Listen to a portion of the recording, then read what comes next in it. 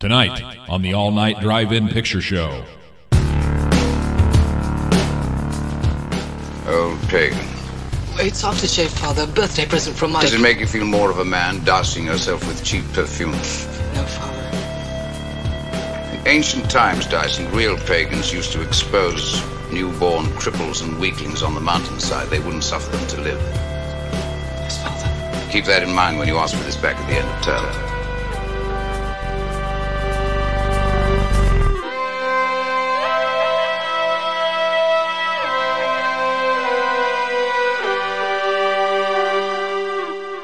And now, here are your projectionists, two guys who cut their own hair, Ryan Mason and Charles Wood. Welcome to the all-night drive-in picture show. My name is Ryan. That's Charles. Hello. We better get started before they start honking. Well, shit, there they go. All right, roll 'em.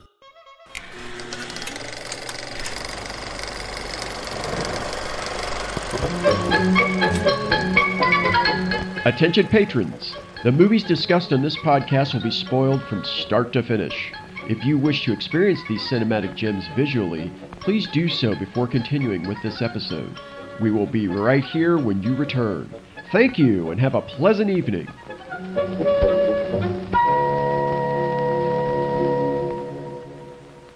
And now, a word from our sponsor.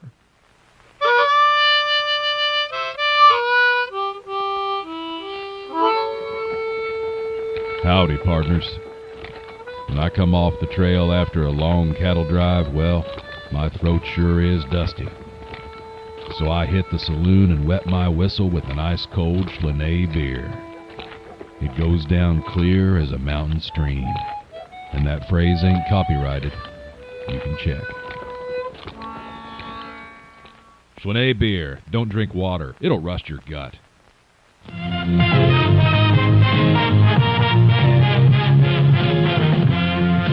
And now, please enjoy our featured presentation.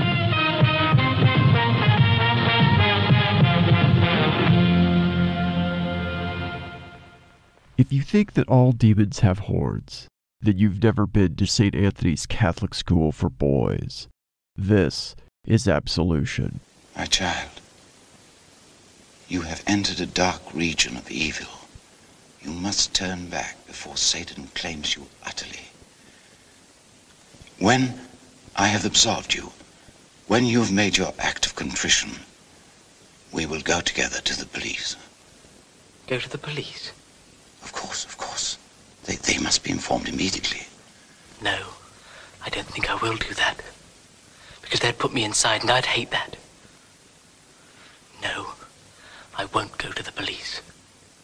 And of course, as we know, you can't. So as the movie opens and we hear the theme song and see the scrolling credits, we see Blakey. He is driving through the countryside on a motorcycle, and he looks like a badass. Yeah. Big bushy brown curly hair, big mustache. Yeah, he looks awesome. Yeah. He's on his motorcycle. He drives up to the Catholic boys' school, and when he gets there, he sees Burton out in the field and asks him if they're hiring. Have you any odd jobs up at the school? Chief cook, bottle washer, you know, that kind of thing. There are no current vacancies, and if there are, they're generally advertised in the local town journal, which is 10 miles away. Are you the gaffer? Hey, how about a gardener? I could do you a lovely rock garden. Wee alpine flowers or waterfalls. I think we can look after ourselves very well, thank you. Very good. And a Merry Christmas to you too. Burton tells him to get lost, and Connolly goes on to set up camp in the woods close by the school, and we don't see him for a little bit. We start to meet the characters of the movie. First one we meet is Arthur Dyson. He's a nerdy and thoughtful kid, but just annoying as hell. He doesn't get a whole lot of respect from anyone, especially Father Goddard. Right. Richard Burton's character. He tries to connect with people, and people just kind of blow him off. That's true, yeah. Yeah. He gets bullied as well. He has a leg brace that keeps him from doing anything athletic, basically. Even if he wants to sit down, he has to unhinge the leg brace so that he can sit down. So his life is kind of in shambles already. And to make things worse, he's not getting any respect at school. And he lives there, which makes it even worse. Right. So he is in a school musical, and he's in drag performing. They're rehearsing the play, and he comes off stage and he's getting undressed. Father Goddard strolls by, and they begin to have a discussion about his role in the play. Hi. Hello, Father. How did you like the aria? Not too bad. It's awfully difficult, actually, Father. I mean, singing and playing the cello at the same time. There was one thing that I wanted to ask you, Father. Do you think I should sing it seriously? Well, I mean, I do remember that it's a funny opera. I mean, funny ha-ha. But in actual fact, Lady Jane's quite a sad character. He's gone, Dyson. It's kind of an interesting scene because he's down there. There are a couple of actors, other actors in the play, or other students who are acting in the play that are dressed up in military uniforms. And Goddard kind of jaw-jacks with them a little bit about the uniforms and everything and what it feels like to wear them. And Dyson's around the corner getting undressed and everything and just talking away. And then the camera pans back around. Burton's gone, and one of the guys says, "Oh, yeah, he's out of here." Yeah. So then we see Father Goddard in his office with Benji. It's fairly obvious right off the bat that Father Goddard is very fond of Benji, maybe even his favorite student. We find out later he wants to groom him to be a priest someday because he thinks he's got it in him. What's interesting to me about this scene is their analysis of the poem they're reading. It's this poem called The Leaden Echo and the Golden Echo by Gerald Manley Hopkins. He was actually a Jesuit priest in real life.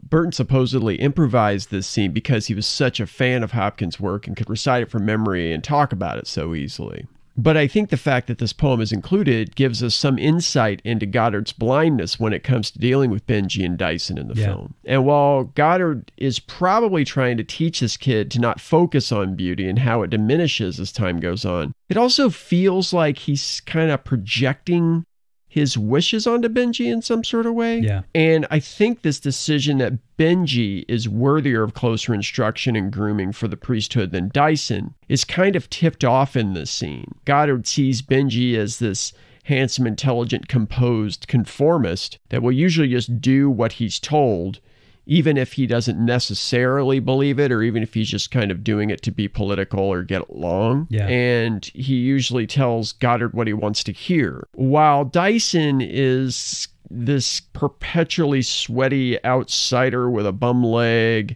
and an annoying but deceptive approval-seeking demeanor, and he has a penchant for asking deeper questions that Goddard either thinks are not important or doesn't really want to consider or answer. So the emphasis that Goddard seems to put on beauty, even in the context of a poem about letting it go to God, feels very telling to me about how he sees these two boys and how his view of these two boys blinds him to the fact that one of them is actually pulling the strings once everything shakes out at the end. Yeah. Dyson and some of the other students come in. They ask Father Goddard if they can watch the World Cup. He says no, tells them to get lost. I like their tact. They try to say, such and such is playing and he's a good Catholic. And he's like, yeah, no. Yeah, doesn't work. Yes? Father, What is it? can we watch the World Cup on TV? No, not now. But it's the semi-finals tonight, Father. Rivellino's playing and he's a very good Catholic. Dyson, I said not now, and I mean not now. Yes, Father. When all the boys are in there and then they go out, Benji's up walking around Father Goddard's office and he takes a spear off the wall. The way Benji's looking at it, you're kind of like, there's something going on there. Right. Dark side going on there. Yeah. He's confident enough and comfortable enough with Goddard that he just gets up and walks around his office and puts his hands on, things in his office like that. Right. So they definitely have a rapport. Right. So, yeah. After Dyson and the boys leave his office, Dyson does a really spot-on impression of Burton. Dyson, I said not now, and I mean not now. And in this scene, Dyson also shows his strategic mind when he casually walks over and looks at this chess game that two of his classmates are playing and tells one of his classmates, hey, you got to be careful. You shouldn't expose your queen because this, and this could happen or whatever. Yeah. And sure enough, in the next move, it's over with. They're giving us all of these clues all along that this kid has a very strategic mind and he can anticipate what moves people will make in a given situation. And that's, I think, what he uses to play out the plan that he ends up putting into motion a bit later in the film. Yeah. And then when Benji comes out, they're all kind of like, hey, you polishing up your halo, buddy, you know? Right, and hey, if you ask him to watch the World Cup, then we'll probably get to do it, and yada, yada, yada. So during the play, Blakey breaks into the school kitchen and steals food. The next day, Benji and some of the students are running through the woods and they come across Blakey. They accuse him of trespassing, but he's all Woody Guthrie. He's like, hey, man, land possession's theft. Yeah, man, what are you doing here? He does ask them that. Like, what are you doing here? They're like, we have a special arrangement with the owners of the property, son. Yeah. He's like, I'm going to play my banjo. Get out. Yeah. Benji seems to enjoy his comment on that, so he sticks around to get friendly with him. Back in class, Goddard is discussing confession with the class, which is a key moment in the story. He mentions that under the rules of confession, the priest may not tell anyone, even other priests, what has been confessed, even if it's criminal in nature. That will play a big part later on in the movie. He actually passes a veiled threat at a student to murder him. He actually does. I can't remember which. It's a student who's not really central to the story, but he's kind of like, you might make me change my mind or something. Benji returns later to hang out with Blakey, and they fish and drink while Blakey plays the banjo. Should be noted that Blakey's idea of fishing is not with a rod and a reel, but with his bare hands. And he's like, you got to tickle it with your pinky or something. I'm like, what are you talking about, dude? You got to tickle what with your pinky? Right. But this is an interesting scene, though, too, because they plant something in there about Benji that makes you think he has a darker side, because Blakey's telling him how to do this, and he actually tells Blakey to shut up at one point. Like, shut up, you know. But then he pulls it out. He hands the fish to Blakey. Blakey slams it against the tree and then guts it and hands it to him and hands him the knife. And as they're talking about that, Benji says something about the swine back at the school, how they always want you to do things a certain way and be a certain way and all this stuff. Yeah. And then he says, I'd like to do this to those swine. He cuts the head off the fish. Yeah. The interesting thing about that part of the scene is that it's really quick, and Blakey never looks up at him, never says anything. It's a weird scene. Yeah. So it's after dark, and Benji's sneaking back into the school. Dyson catches him and annoyingly questions him, as usual, where you been? You know, you got a girlfriend? What's going on there, buddy? What's going on, bud? Where you been, man? It's awful late. Yeah. Goddard shows up and Dyson ducks into his bed. Goddard walks past his bed and notices his dirty shoes, but he doesn't say anything about that. The next morning, Dyson continues to question Benji about his excursion, wanting to know if he's seeing a girl. Are you going to get married? Married? Dyson at this point in the movie, to me, is like, oh, will somebody drown him, please? He's hard to take. Oh, he's so obnoxious. He's really hard to take. Yeah. The other thing that Dyson's doing all along is he's offering to help him elude Father Goddard when he comes back late, or he's offering to put pillows in his bed so it looks like somebody's sleeping in there or whatever. Right. Yeah. Which will come into play again later.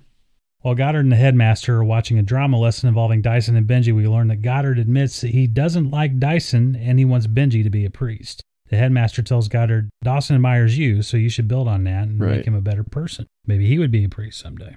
Dyson continues to harass Benji, but Benji ignores him and runs off to hang out with Blakey again. Goddard gets wind of Benji and Blakey's friendship, and he's not happy about it. He doesn't want them to see each other again, and he makes him promise that he won't. Benji reluctantly promises, but he continues to see him anyway. In the next scene, we see Blakey with his girlfriend, who is only in the movie in this one scene, but her name is Luella, and she tells Benji that he should tell Goddard a tall tale about having sex with her while Blakey watched. And yeah, that's a lot for a priest, you know, and a star student to hear. It's hot. Blakey adds, hey man, you should tell him in confession while you're at it. If I were you, kid, I'd tell him the tale. Wild orgies in the woods, frolicking round in your birthday suit with me and Marquis de Blakey here. That'd get him going. He'd get me expelled. So what if he did? He already has his talons in you. He wouldn't let you go that easily. You can tell him I led you astray. Tell him in confession. In confession? Yeah, really lay it on, make the bastard suffer. What's wrong with that? I mean, if he breathes as much as a word, he goes straight to hell. And the next time you see him at one of them Latin lessons, you can just sit there and smile. Goddard agrees to take the confession, but boy, he doesn't take it well. Did you realize that what you were doing is unnatural and wrong? Blakey said we should experience everything, and then judge it for ourselves. Do you agree with that? No, Father. I should hope not. Are you now ashamed and disgusted that you permitted such abominations to take place? Yes, Father. And you will never see Blakey again? No, Father. God, for your penance, you will make a novena to Our Lady, that she might henceforth guide you and intercede for you. I've already had a word with the police about Blakey trespassing. Let's hope they've sent him away by now. Goddard sends the police to run Blakey off the land at this point. Cops arrive, they harass him, they beat him up. Break his banjo, for God's sake. You don't break a man's banjo. No. It's ridiculous. It's a nice banjo, too. Meanwhile, back in class, Benji's drawing pictures of Blakey on his motorcycle and smiling at Goddard, like the cocky little prick that he is. That smile, dude. That's a punchable face right there. That kid. Yeah. I mean, I'm sure he's probably a very nice boy in real life, but in this movie... He's got that Martin Shkreli smile. Yeah, he does. The one where you want to beat him with like a sack of soap or something. Yeah. Pillowcase full of rocks. Benji returns to the woods to find Blakey pissed off. As he's gathering up his belongings to leave, Benji just wants to go with him, and he shoves Benji away, tells him to get lost. Benji picks up a big rock as if he's about to do some damage, when we do a smash cut to see Benji just running back to the school at a flat sprint. Yeah. Goddard catches him sneaking in, and he takes him to his office. He suspends Benji from sports for the rest of the year and makes him scrub the stairwell on his hands and knees. And everybody makes fun of him as they go down the stairs, the other students. And Dyson, right, he actually accidentally knocks over the bucket full of water. Yeah. Because, of course, he does. Why wouldn't he? Yeah. Benji has another confession to make, and he says that he has killed Blakey with a rock. Goddard doesn't want to believe it, but Benji says he went back out and buried the body and tells Goddard exactly where the grave is at. Goddard instructs Benji to stay put, and he will go to see the grave. Goddard finds the very shallow grave and begins to dig. Instead of finding a body, he finds a scarecrow. Benji and his friends are giggling behind a tree, but Benji knows he can't be expelled because Goddard would then be breaking the rules of confession. Goddard angrily leaves the gravesite, and Dyson tells Benji he would happily take the blame for the idea of the prank for Benji. Benji shoves him into the grave and goes running through the woods shouting for Blakey, but he doesn't find him. The one thing that's interesting, when Benji goes to confess to Father Goddard that he killed Blakey, one of the things that he uses against him that I find really fascinating is that he said that he felt like Goddard had rejected him and then Blakey was rejecting him. And so he picked up a rock and he hit him. I think Benji is a boy who's in search of a mentor of some sort. Right. Benji probably doesn't have the best male example back home. And in a way, he's sort of like Vernon from Horror High. Yeah. Something we didn't mention in our discussion of Horror High was Vernon's parents. We didn't mention that his mother was deceased and his father was a salesperson or something like that who was always away on business. Right. So he also had absentee parents. So it's interesting that both boys' parents are absent in these films. And they deal with that situation in pretty much completely opposite fashions. Benji reads his surroundings and learns how to pass as whoever or whatever he needs to be to get along in a situation. But then Vernon tends more towards self-sufficiency and shutting people out with his work, and his work becomes central. Things go awry for both boys, though, when someone interrupts their respective ways of living and pushes them in a direction that leads ultimately to their demises. Yeah. So Benji apologizes to Goddard, and he says he was angry for being punished, and he just wanted to get him back. He says Goddard's more of a father to him than his own, and he asks for forgiveness, and Goddard grants it. I'm so sorry. You've been like a real father to me. Much better than my own. I didn't know I would hurt you so badly.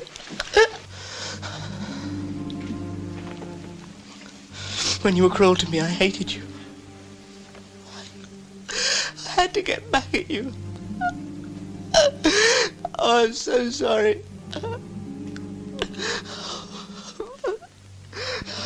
Father, forgive me. Please.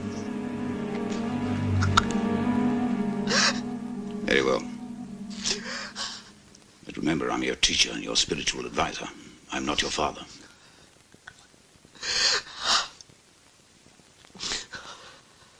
I swear to you, Father. I'll never do anything like this again. And I know that God will help me to be strong. I'll go and make peace with him, too. There's a little bit of awkwardness going on here at this point, because, like... Yeah. Like, Benji puts his hand on Goddard's arm. Something, yeah. And Goddard actually takes his hand and picks it up and moves it away, which is more condescending, and it's more an act of repulsion than if he just kind of jerks away from him. Burton's performance kind of suggests that there's something else behind Goddard's admiration for Benji than just, I think he'll make a great priest someday. There's something else there. And I don't know if that's intentional or not. Right. But there's something else there that makes me have flop sweats.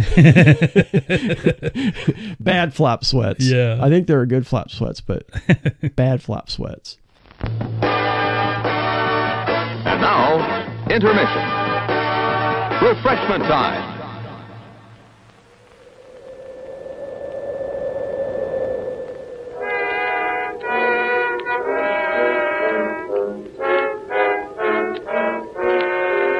Ready for a frozen tasty treat? Grab a frozen chocolate malt from Northern Canada's own Sudbury Sisters Creamery and Confections at the snack bar.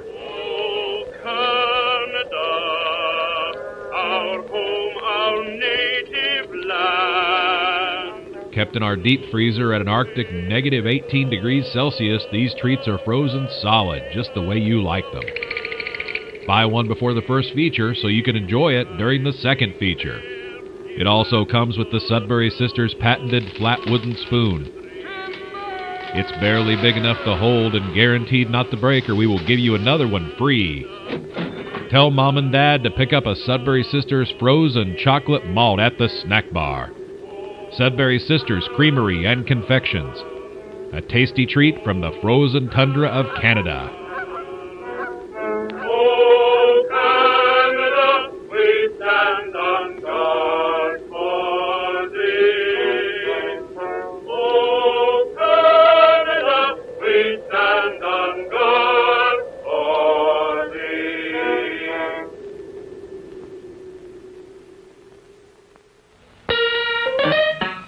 2 minutes until showtime.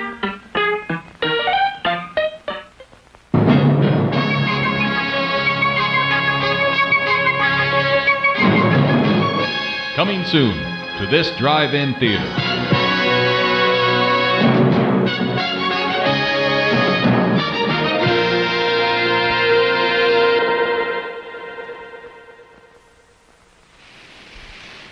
You know what we need?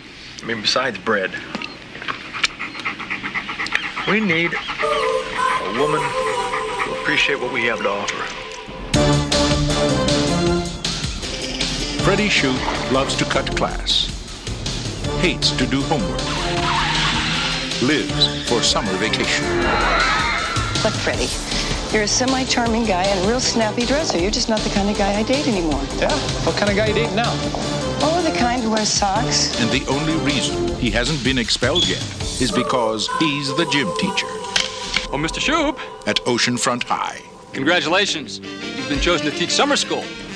No, I'm not a real teacher. That's all right. These aren't real students. They're unmotivated, irresponsible, not too bright. They'll relate to you. You in this class too? I'm teaching them. No way! Right off the bat, you show them who's in charge. Please take your seats. Where should we take him? Who is in charge? I recommend this time I pass. You're gonna do well, Jerome. I can feel it. I've seen some of your students. Very scary.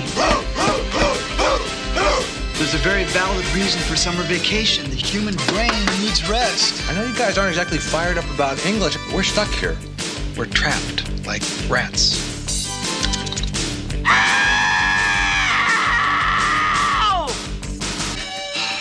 Tension breaker had to be done. Mark Harmon. You need an intelligent, sensitive man who can skate. Kirstie Alley. Do you know such a guy? Oh, they're hard to find. And the Oceanfront High Summer School Class of 87. They're as smart as you and me. You and I. All of us. Paramount Pictures presents a new film by Carl Reiner, Summer School. I love this film. It had passion and a plucky spirit. Dave, I agree with you. Thumbs up from me. Same here. To sum it up, I'm Chainsaw. I'm Dave. We'll see you at the movies.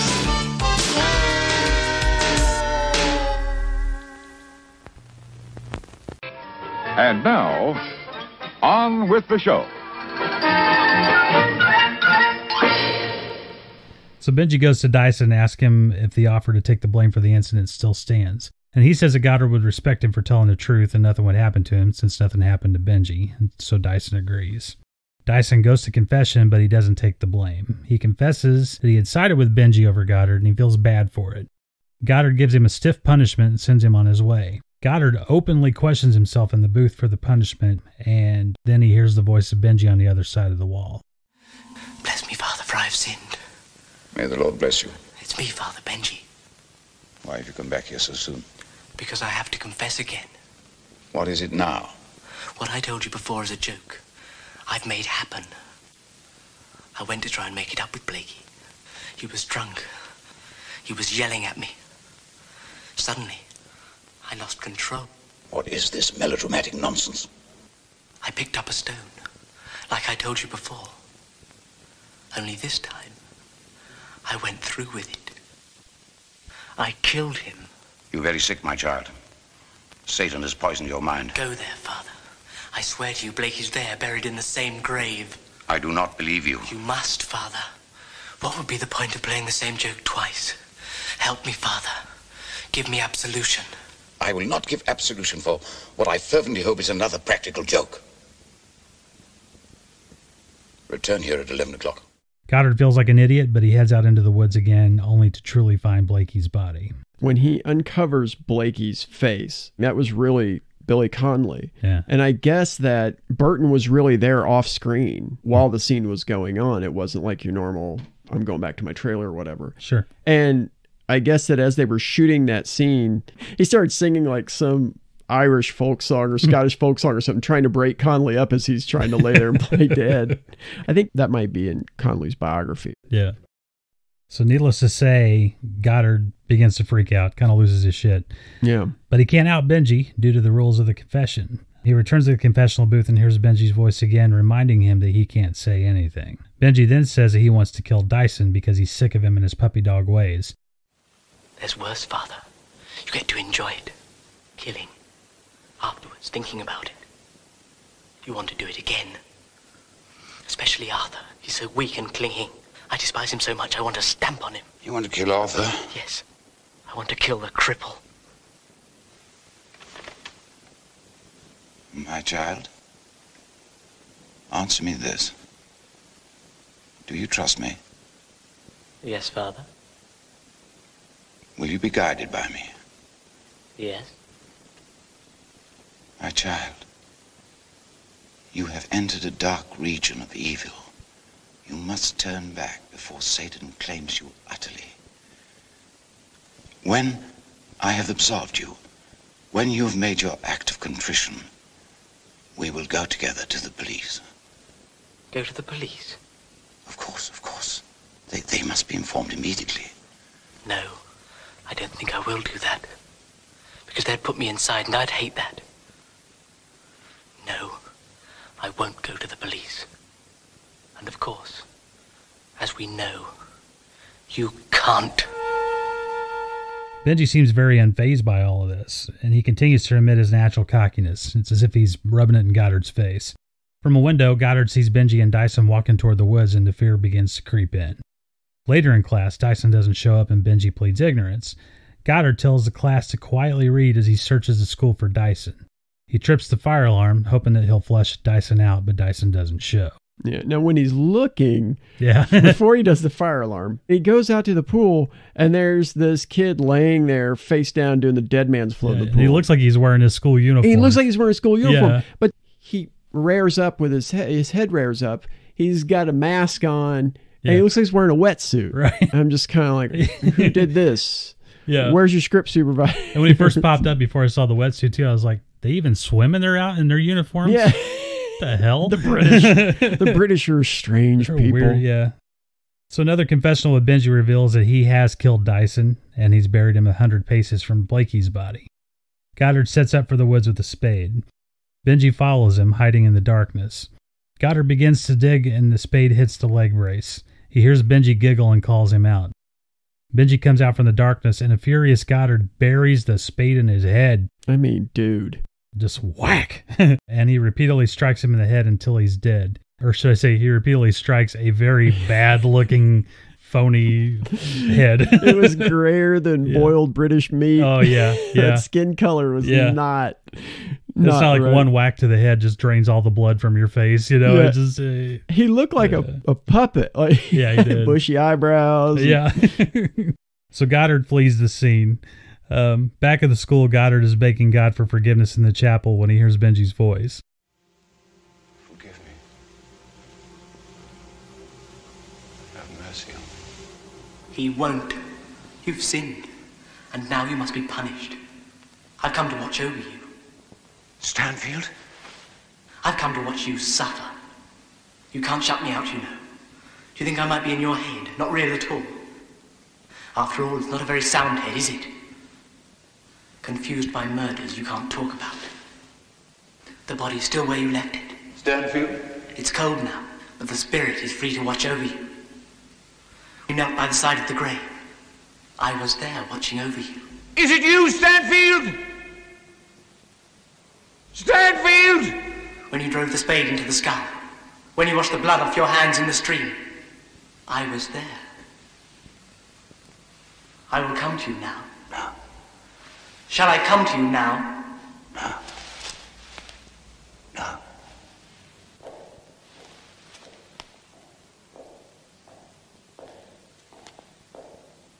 Goddard begins to think he's losing his mind when Dyson walks out of the darkness, revealing that he was Benji in the confessional all along.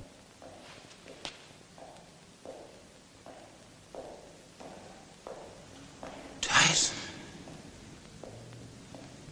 It's you. Oh, yes. I'm no ghost, Father. Want to feel my pulse. But I saw you dead.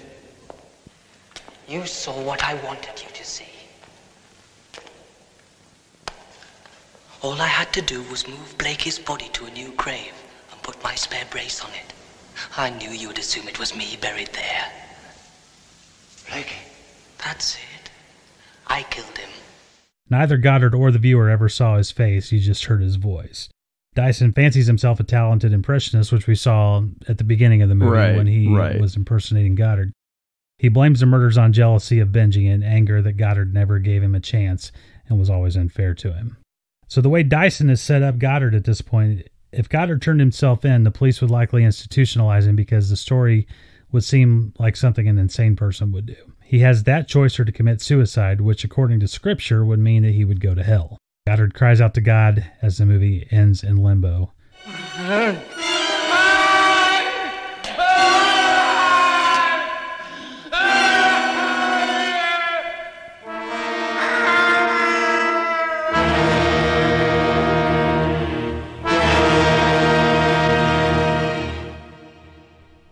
Mercifully.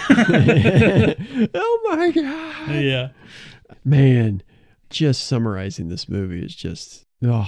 Because there's so much plot. Right. And there's so many things that feed into the plot.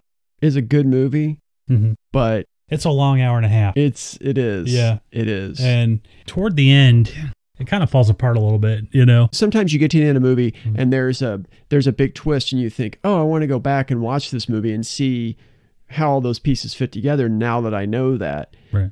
This is not that movie. I mean, no, I don't think. It's a definition of a one-timer. It's like, okay, well, I've seen that. Yeah. And it's a good movie. Right. It's just, there are things in the plotting of it that don't make sense. Like, why was Benji following him at the end of the movie there into the woods, and why was he giggling? Yeah. Why would he even know what was happening? That was never explained. Yeah. The other thing that doesn't make a whole lot of sense to me, I guess, is the logistics thing. You know how we were talking in Horror High, how, you know, Vernon stomps the coach to death with the cleats and then hangs him up from the gymnastics rings. Right. So in this film, we're supposed to expect that this kid with a leg brace goes out to the woods, and mind you, this kid has to like click the leg brace so he can sit down. Right.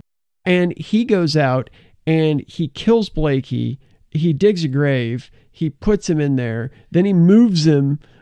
And Connolly's got is probably a foot taller than this kid and definitely has 100 pounds or more on him. Easy. Yeah. Easy. Connolly's a big dude. Yeah. He appears to be anyway. And I don't buy that. I can buy the impressionism, I guess. Mm-hmm. But in the chapel at the end, this kid's like a ventriloquist. Like he's throwing his voices places that it can't possibly be. And that's just something that's kind of weird and could have been set up with just a little thing of like, oh, when you're in the chapel and you're whispering over here, we can actually hear you over there. That's a scene. Right. And that's a scene you can tie into anything else. Like Dyson's trying to say something quietly on one side and Goddard's over on the other side and says, I can hear you. Yeah. But it's just not there, you know? And that's a little thing. But the thing about this movie is because it's so plot driven. Yeah. All that little stuff adds up. I got to the end of this movie and I thought, objectively, it's a good movie. It's well crafted. It's fairly well put together. Sometimes the editing, they kind of try to cut around things like The Walking Dead kind of does. Sometimes they cut away. But ultimately, I think because of that, it doesn't land the way that they wanted it to land. Yeah. There was a scene that the writer wanted to include between Dyson and Goddard that actually probably would have helped, but it was a brutal scene where Goddard basically just seems like he's giving in to Dyson and wants to go out and says, okay, let's play cricket. And he starts just pitching these balls really hard at this kid until he falls over. And like at first the other boys are standing around kind of making fun of Dyson or laughing about it, but then as it goes on, some of the kids are looking at Father Goddard and saying, what are you doing? Right. Why are you doing this to this kid? So I think something like that probably would have put it a little more over the top to say, oh, this Dyson, he really has some sort of motivation for doing what he did. Right. As the movie sits, it's the teacher doesn't like me, so I'm basically trying to set up this mouse trap for him, this priest trap, where he either gets put in an insane asylum or goes to hell. This didn't feel like a very funny segment because it's such a downer of a movie. It is a downer. Yeah. And it's not, again, it's not to say it's a bad movie. No, it was just good not enough fun. movie, yeah. Oh, man, I'm glad it's over. All right, so now that the movie's out of the way, we should move on to remake or Rembrandt. So I'm of the mind that this should be a remake. Yeah. Or it could be. No, I think you could do that. Who would you cast as Blakey? Brolin. Josh Brolin. Yeah, he's Josh Brolin. He would be solid for that role. He's one of those guys. Yeah. Fill him in just about anywhere and he can do the gig. I'll bet he doesn't know how to play banjo, but I got a good feeling he can play guitar at least. Yeah. He seems like the type of guy. Seems like he might be able to strum something. Yeah. If not, he can fake maybe it. the recorder. Yeah. A little flute, turn him into like a real pagan drifter. Yeah. Wear that pagan cologne, that old pagan spice. For Benji, I was thinking the actor Dylan Minnette. He was in 13 Reasons Why and the Goosebumps movie with Jack Black. Oh, yeah. Yeah, okay. Yeah. He's a good actor. Yeah. He's a good actor, and he can look punchable too sometimes. Man. You know, obviously, if we say remake or Rembrandt, we're talking about if you're making it now. Right. But for this part, for Benji, the one guy I think if you could go back maybe 10 years, maybe a little more, Daniel Radcliffe. Yeah. Give him a good close shave and put some foundation on, and he's 18 again. Yeah. Yeah. I was also thinking that for Dyson, and I'm basing this strictly off of his look. Mm-hmm. So shallow. Because, I know. No, based off of his look, because he looks, a fair amount like the kid that played Dyson, but he hasn't really proven if he would be that good of an actor or not to me. Mm-hmm. As the kid that plays Bran Stark in Game of Thrones, Isaac Hempstead Wright. Mm-hmm. He's got the look down, but he's such a one-note character on Game of Thrones, I don't know if he could pull it off. When you said Daniel Radcliffe, though, that reminded me, if we go back 10 years once again, Paul Dano. Oh, wow. Oh, he killed that role. Yeah. He killed that role as Dyson. Dano. Yeah. It's not as over the top and as energetic necessarily as Dyson, but he kind of flirted with that in There Will Be Blood. Yeah. That kid coming up who's just hang out with him and you're just like, I want this, I'm going to drown this kid. And we know he can play a creep because he's done that in several movies. Right. Especially, what's the one with the kidnapped kid? And it's got Hugh Jackman in it, and Jackman is it Prisoners? Yeah. Yeah. It's a good movie. Yeah, it's a great movie. And then I'm trying to think of someone who could play Blakey and... You mean Goddard? Or Goddard, rather. And I guess it could be a number of people, but I don't know. Have you got anybody in mind? Kurt Russell. Can't be anybody but Kurt Russell. It can't be anybody. He makes everything great. Everything. He makes everything better. Yeah, Kurt Russell. Yeah. Why not? Fantastic. Great idea. Thank you. That's the first time you've ever said that to me. And it's because of Kurt Russell. He can do anything. That's true. He can.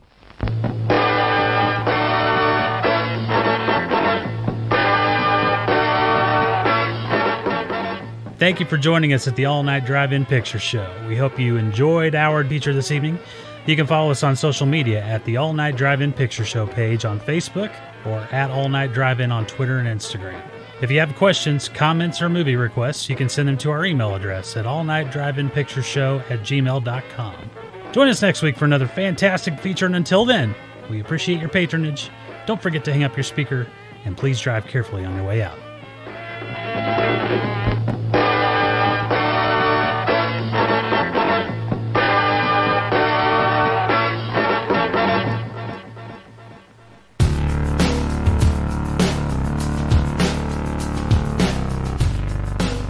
The All Night Drive-In Picture Show is edited and produced by Markham Harvey. Our theme song is composed and performed by Lee Rosevere and edited by The Night Watch. Our head ticket taker is Stubbs Jorgensen. Our snack bar manager is Lucy Slewfoot. Our sign master is Jason Baldwin. Our drive-in manager is the one and only George Jaike. I'm your announcer, Lane Hewitt. This has been a Clown Business Coalition production. Good night, everyone.